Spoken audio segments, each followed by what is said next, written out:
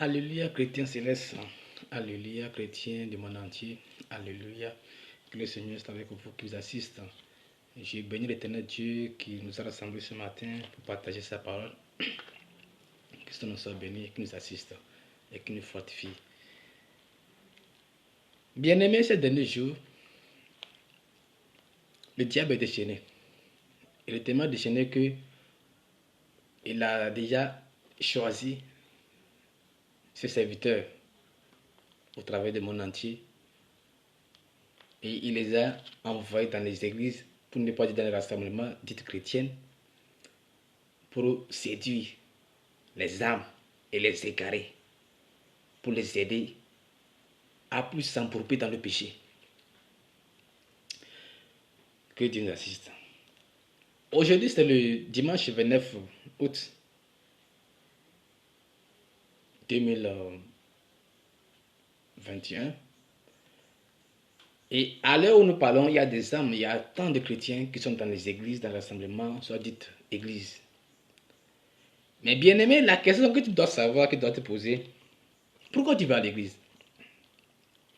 Est-ce que tu vas à l'église parce que tu as besoin d'enfants, tu as besoin de mariage, tu as besoin de maison, de villa, de travail, de diplôme? Qu'est-ce qui te pousse à aller à l'église réellement? Parce que si vraiment c'est le motif principal est le salut éternel de ton âme, je crois que tu vas chercher la vérité. Et Dieu qui sait que son enfant cherche le salut, son salut, le salut éternel, le royaume des cieux, ne va pas te laisser t'égarer. Mais il y a tant de chrétiens, tant d'âmes, tant de personnes qui vont à l'église à cause des biens matériels.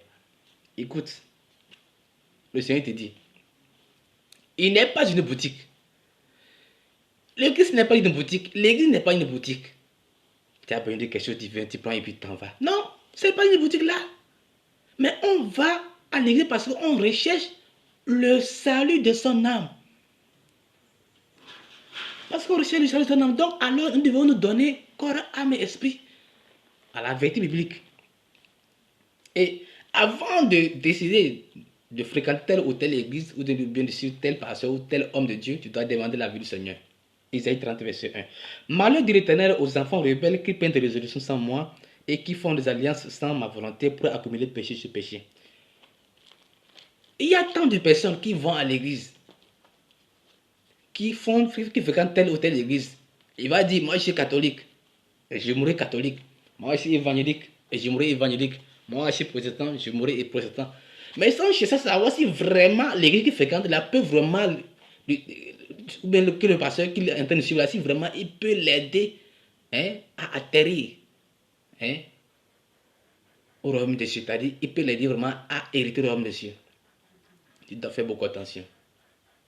Alors, si tu vas à l'église, parce qu'il faut aller à l'église, ou bien tu vas à l'église dans la chair, en fait, tu perds ton temps. Va prier, demande au Seigneur de t'orienter dans une église, dans une assemblée chrétienne, où vraiment on n'enseigne rien que la vérité, la sainte doctrine, la vérité biblique, sans tâche, sans mélange, afin que tu puisses hériter le royaume de Dieu. Dans le cas contraire, tu perds ton temps à l'église. Parce qu'il y a des soi-disant hommes de Dieu ou bien serviteurs de Dieu qui enseignent des conneries, des mensonges. Et puisque toi aussi tu aimes le mensonge, Dieu aussi va t'aider à mourir. Ah oui, Dieu l'a aidé Achab à mourir. Achab aimait le mensonge. Et il a aidé à mourir. Alors si tu aimes aussi le mensonge, Dieu va faire comme il a fait aussi pour Achab. À toi donc de prendre ta décision ferme et de marcher dans la volonté divine. Arrête de suivre les gens par intérêt. Arrête d'aller à l'église par intérêt. Arrête de suivre telle personne à cause de l'intérêt. Non. Tu dois chercher le salut de ton âme d'abord. C'est ce qui importe. Autrement dit, tu perds ton temps à l'église. Que Dieu nous assiste. Bien aimé, donc, comme il le disait, le temps est grave. Et nous devons opter le Christ comme il nous l'a prescrit, corps, âme et esprit. Pour ne pas perdre notre temps à l'église, pour ne pas nous lamenter de nos jours, nous devons nous confier au Seigneur comme cela se doit. Il y a certains chrétiens, ils boivent, ils fument, ils font de n'importe quoi. Il va à l'église, demain il est sur le charlatan. il va à l'église demeurer chez les charlatans. Et puis il y a certains soi-disant serviteurs de Dieu qui enseignent des conneries comme il le dit. Il va te dire que non, mais ça ne fait rien. Tu vas à l'église, si ça chauffe, va voir le charlatan. Et puis toi, tu es là et puis tu le suis comme ça. Le mal de plusieurs personnes de l'humanité, c'est que le mal des frères et sœurs, c'est qu'ils ne lisent pas la Bible. Ils vont à l'église seulement, ils sont là, ils regardent le pasteur. Pasteur, enseigne-moi. Pasteur, moi, dis-moi. Pasteur, dis-moi, dis-moi. Mais toi, tu es chrétien, pourquoi? Pourquoi tu es chrétien? Tu dois avoir ta Bible et la lire, la mettre en pratique. Tu ne dois pas forcément attendre le pasteur, bien l'homme de Dieu, bien le serviteur de Dieu, bien l'évangéliste. Non. Tu dois avoir ta Bible, la lire et la pratiquer. Tu ne vas pas l'église afin qu'on puisse essayer de t'orienter pour ne pas dire, essayer d'éclaircir certaines ombres. Même Dieu, il est le plus grand Seigneur. Et l'Esprit Saint qui est à notre disposition peut nous enseigner toutes choses. Alors, les pasteurs ou bien les évangélistes ne sont que des aides pour mieux nous cadrer. Et LB, selon la parole de Dieu et non selon leurs pensées ou bien selon leur chair. Non, selon la volonté divine. Alors, si quelqu'un t'enseigne des mensonges, tu dois être capable de discerner ça. Parce que tu lis la Bible et tu sais de quoi il s'agit. On te dit que non, tu vas à l'église, mais si ça chauffe, tu peux aller faire le gris ou bien voir le charlatan. Est-ce que ta Bible l'a dit? Non. La Bible dit dans Exode chapitre 20, dans le premier verset, dans le 10 commandements, il dit de ne pas avoir plusieurs dieux. Et toi, maintenant, ton pasteur, bien ton prêtre, bien ton homme de Dieu, là, te dit que non, que si ça chauffe, va voir le charlatan, va au village, faire des cérémonies pour avoir la solution. Et puis tu le suis. Tu seras dans la malédiction. Et tu vas mourir, toi et ton pasteur là. Vous irez où? Chez le diable. Vous ne verrez pas la foi de Dieu. Donc, toi qui aimes ça là, tu perds ton temps. Tu perds ton temps. Donc, toi qui aimes qu'on dise que oui, la boisson c'est bon, la boisson ça ne fait rien, oui, Dieu a dû de boire un peu. Tu perds ton temps à l'église. La Bible n'a jamais dit ailleurs de boire un peu. On n'a jamais écrit ça ailleurs. Quand vous lisez bien les Écritures, le livre de Juges et les évangiles, tu dois commencer à comprendre pourquoi Dieu a dit à la maman de Samson, tu sais garder loin du vin et des choses impures. Et le Seigneur a dit dans Matthieu 5, verset 17 à 20, qu'il n'est pas venu pour abolir, mais pour accomplir. Il dit, tant que le ciel et la terre va exister, tout ce qui a été écrit là, la loi va toujours exister, jusqu'à ce que le ciel et la terre disparaissent. Et ton pasteur te dit que non, que boire, ça ne fait rien. Et la Bible te dit, la Bible dit de ne pas s'élever du vin, mais d'être au contraire rempli de l'esprit. Alors, que comprends-tu par ça? Plus tu bois, donc ça veut dire que tu ne seras jamais rempli de l'esprit. Tu ne seras jamais rempli de l'esprit si tu oses toujours goûter à la boisson. Dieu n'est pas con. Quand il a dit à la maman de Samson, tu ne sais garder l'eau du vin, il n'est pas con. Quand il a dit à la maman de Jean-Baptiste, Élisabeth, de se garder loin du vin et des choses impures, il n'est pas con. Si tu veux avoir l'onction, la plénitude de l'Esprit Saint en toi, tu dois te garder loin de la boisson. Tu dois éviter de boire, de fumer. L'exemple de la vin d'époque. C'est comme ça aussi on enseigne à tant de personnes que non, que la vin d'époque c'est pas interdit. Comme je l'ai dit, ils disent que non, que le Seigneur il est venu, qu'il est mort sur la croix, donc tout est accompli, donc on peut manger tout ce qu'on veut. Le Seigneur n'a jamais dit ça. Il y a trop de conneries qu'on vous enseigne. Et vous ne voulez même pas faire d'efforts. Tu ne veux pas faire d'efforts. Mon frère, je t'en supplie. Il ne faut pas laisser ton âme être égarée par quelqu'un. Parce que. Non. Cherche à te sauver. Cherche à te délivrer. Cherche à arracher le royaume de Dieu. Parce que c'est par force que tu dois l'arracher. Tu es là et puis tu ne fais pas d'efforts. Tu ne peux pas obtenir le royaume de Dieu. Tu ne peux pas l'obtenir parce que tu dois te battre pour ça. C'est un sacrifice. C'est un sacrifice. Vous croyez que le diable va rester comme ça et puis toi, tu vas rentrer au paradis comme ça? Non. Que Dieu t'assiste. Que Dieu te bénisse. Alors, avant de décider à partir à une église ou bien à une congrégation, prie, demande à l'Éternel afin qu'il puisse t'orienter pour que tu ne perdes pas ton temps et qu'au dernier jour, tu ailles chez le diable. Tu as un enfer. C'est très capital, c'est très important. Dans tout ce que tu fais, demande d'avoir la permission du Seigneur. Aimons la vérité, non le mensonge. Dieu, il a un système.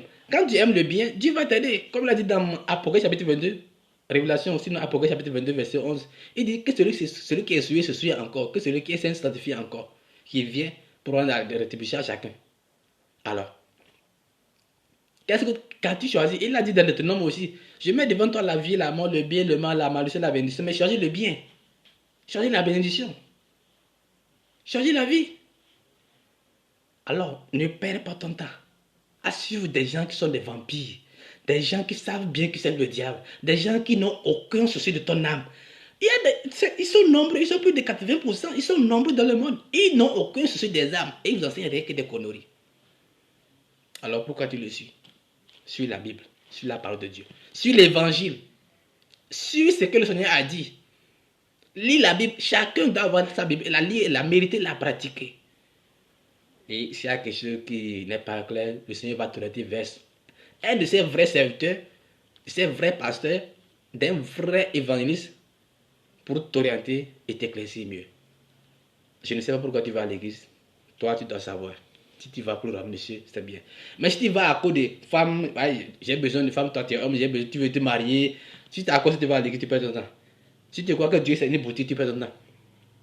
Si tu vas à l'église parce que tu veux bâtir les gratte-ciel, avoir des avions, construire les richesses de ce monde, si c'est à cause que tu vas à l'église, tu perds ton temps. Le diable se moque de toi, mon frère.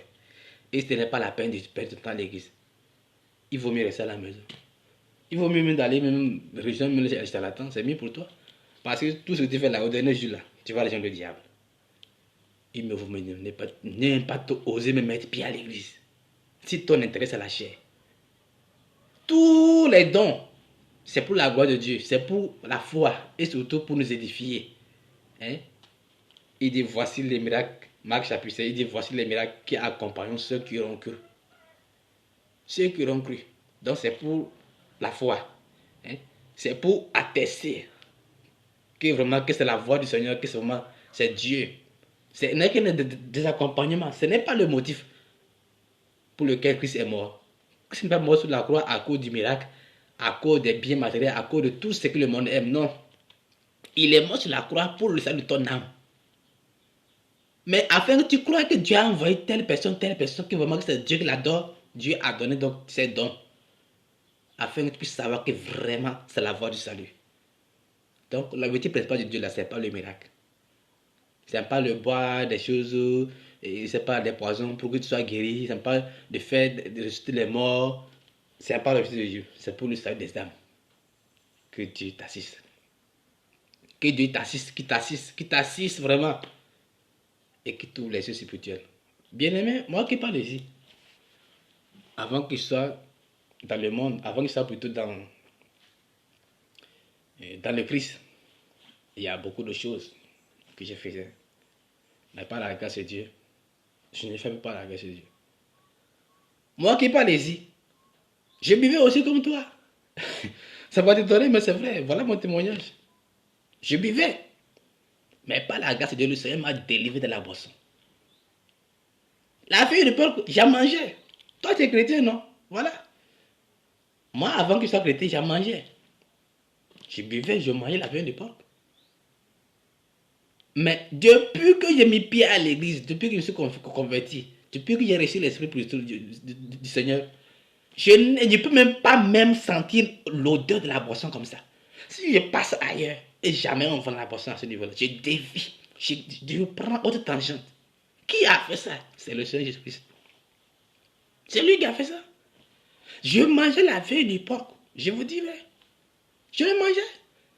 Mais honnêtement, je ne suis pas capable de sentir l'odeur de la viande de porc. Si jamais je passe même derrière une maison où on ne peut pas la viande de porc, je dévie rapidement. Je suis capable d'aller, l'odeur me chasse très loin. Je déteste l'odeur de la viande de porc. Moi qui mangeais la viande de porc. Voilà, aujourd'hui, je déteste la viande de porc. C'est la gloire du Christ. C'est le Seigneur qui m'a transformé. C'est l'Esprit du Seigneur qui est en moi, qui m'a délivré de ça. Et qui m'a attesté que ça, c'est mauvais. Et qui me pousse à m'éloigner de ça. Toi, tu dis que non, que tu dois toujours boire, il faut toujours goûter un peu. Mais je dis que là, moi, je suis là.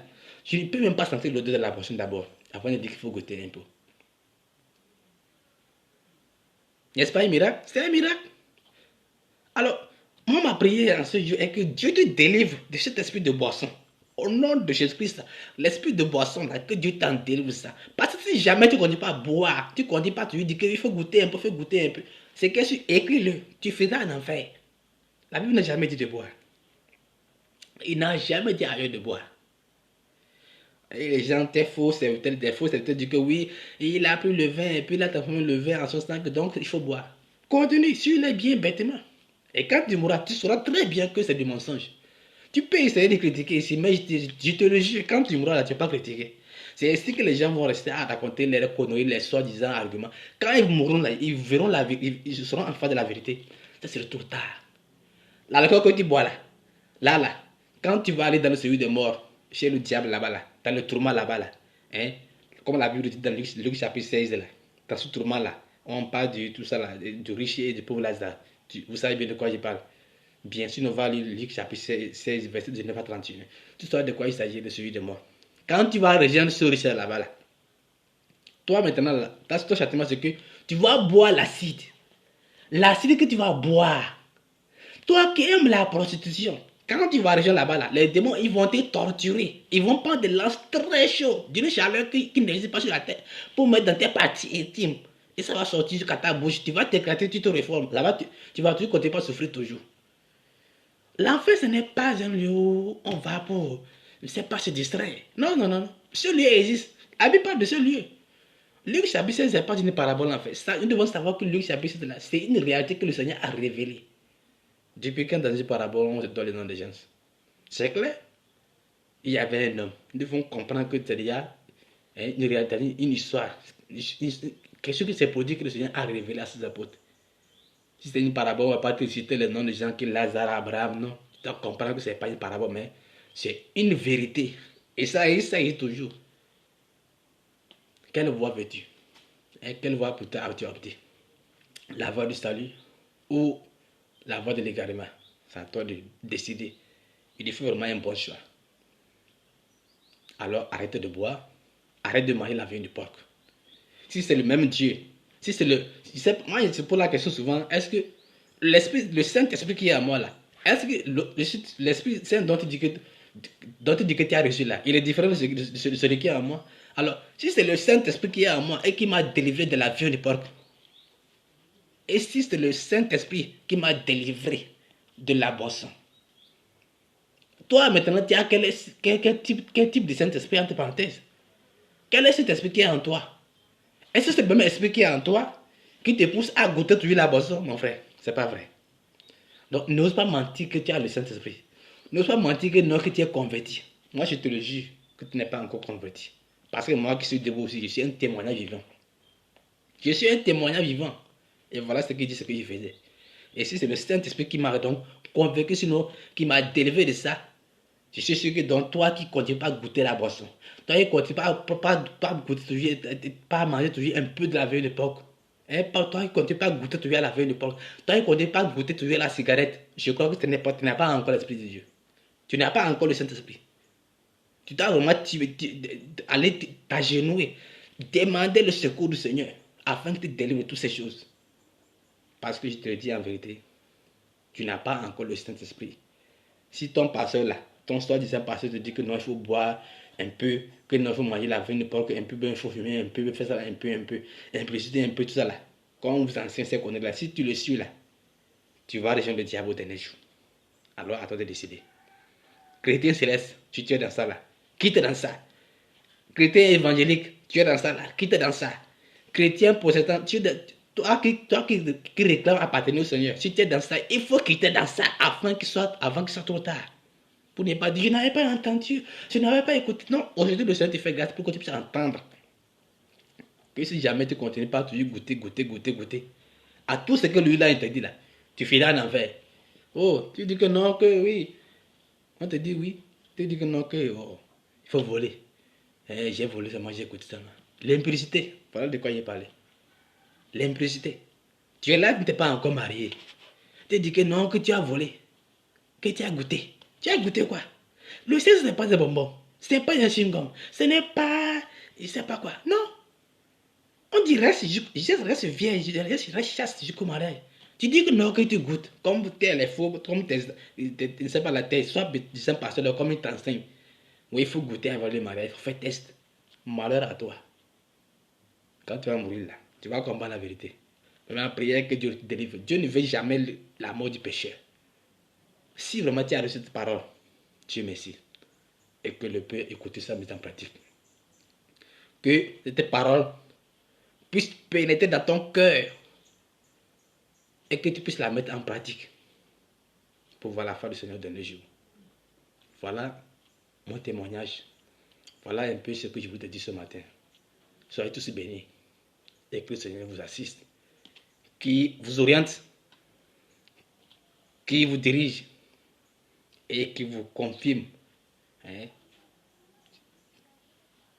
qui vous montre la voie à suivre. Soyez bénis. Que la paix soit avec vous. Au nom de Jésus-Christ. Amen.